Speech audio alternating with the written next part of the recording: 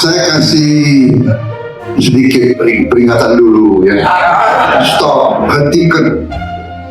Stop praktek-praktek semacam itu. Nah, ini ada video yang sangat menarik untuk kita simak bersama-sama.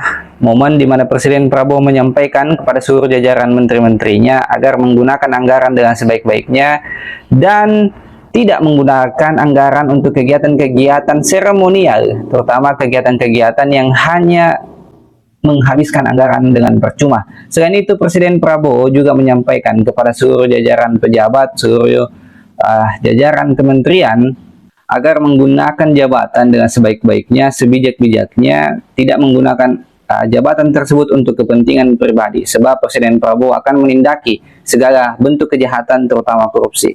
Nah, seperti apa selengkapnya, mari kita saksikan bersama-sama berikut ini. Sudahlah, acara-acara yang tidak penting kurangi. Seminar, terlalu banyak rapat. Kenapa rapat atau ini harus di hotel, di mana gitu?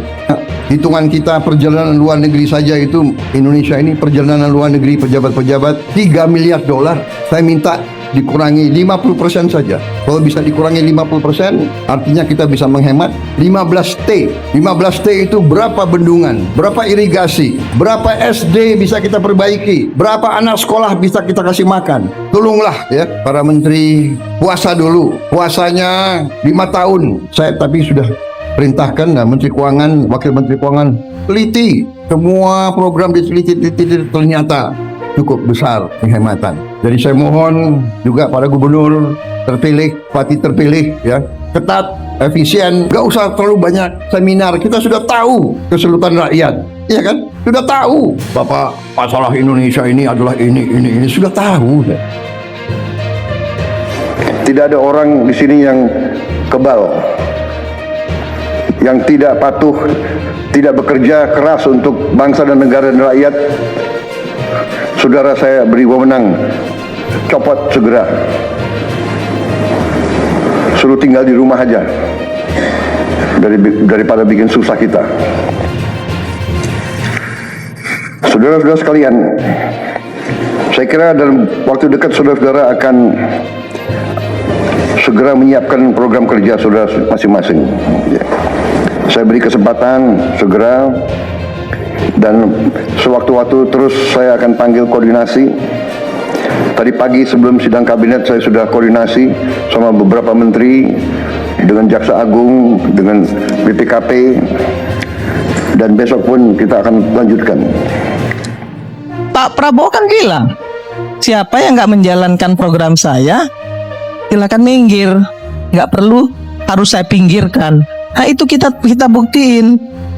Kita kasih kesempatan. Belum 100 hari bos, belum 100 hari. Jangan buru-buru bilang mundur ke belakang, nggak bakal selesai, ini cuman pencitraan. Aduh, coba deh punya hati sedikit lapang, sedikit lebar dada kita ya, untuk bisa membuat bangsa ini ya ke depan itu maju, mencapai target yang Indonesia emas itu. Nggak gampang, nggak seperti membalikkan tangan, nggak bisa. 100 hari bisa nggak? Nggak bisa Kak Bang Karni. Mana bisa ngelihat satu program bisa dilihat 100 hari. Ada program jangka panjang, ada program jangka pendek, ada program prioritas, kan gitu. Apakah kemudian ketika satu program tidak diselesaikan oleh presiden, kemudian dengan seenak jidatnya kita bilang presiden itu pembohong? Nggak bisa begitu. Ada yang multi years, nggak bisa. Kan yang harus diselesaikan yang prioritas-prioritas dulu. After itu yang jangka pendek, kemudian yang kedua, ketiga jangka panjang, baru yang kemudian program-program mercusuar seperti IKN. Itu kan nggak bisa 45 tahun. Itu sampai 20 tahun. Kazakhstan aja bikin mindahin Almaty ke Astana aja 25 tahun dengan APBN loh. Apalagi kita yang ribuan pulau, ribuan suku, ribuan manusia yang otaknya semuanya nggak sama. Pasti ada pro dan kontra, nggak ada masalah. Tapi tolong kasih kesempatan mereka untuk kerja dulu. Ya, jangan kemudian dibilang mundur ke belakang, kayak lagu Syahrini aja, maju mundur. Ya, biarin mereka maju dulu, kasih kesempatan, kita lihat nanti. Kalau memang nggak bagus, kita kritisi, nggak usah dimaki-maki, cukup kita kritisi aja. Ya benerin tuh omongan lu nggak bener. Ya, lu tak kemarin ngomong begini nih, tolong benerin, buktiin. Kenapa? Kalau lu nggak buktiin, 2029 nggak kita pilih lagi. Selesai urusan. Itu yang harus kita lakukan untuk bangsa ini agar kita tidak terpecah belah. Jangan menghadap-hadapkan rakyat dengan rakyat dan rakyat dengan pemerintah kalau Indonesia mau maju. Itu kata saya, Om Kak. Bersih Pak. Udah bersih Pak. Ya bersih Pak. Ya bersih.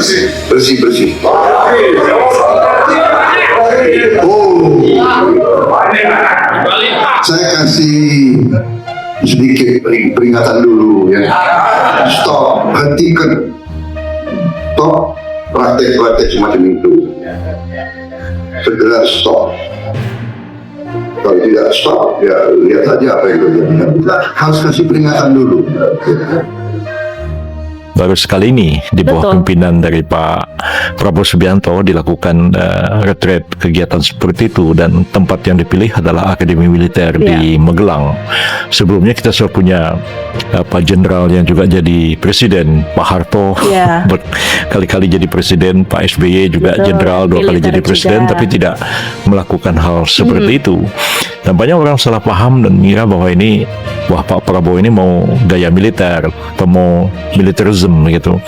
Pak Prabowo tegas mengatakan kita bukan mau militerisme, kita bukan mau menerapkan sistem militer, tapi kita the military way. Jadi kita menggunakan cara militer, terutama adalah merumuskan sesuatu secara sistematik, kemudian dilaksanakan dengan disiplin dan dilaksanakan dengan konsisten.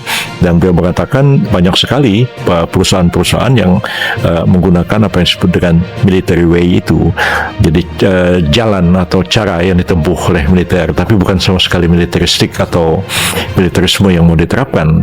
Menerima fasilitas dari negara, memanfaatkan milik rakyat, tapi tidak memenuhi kewajibannya, akan kita hentikan.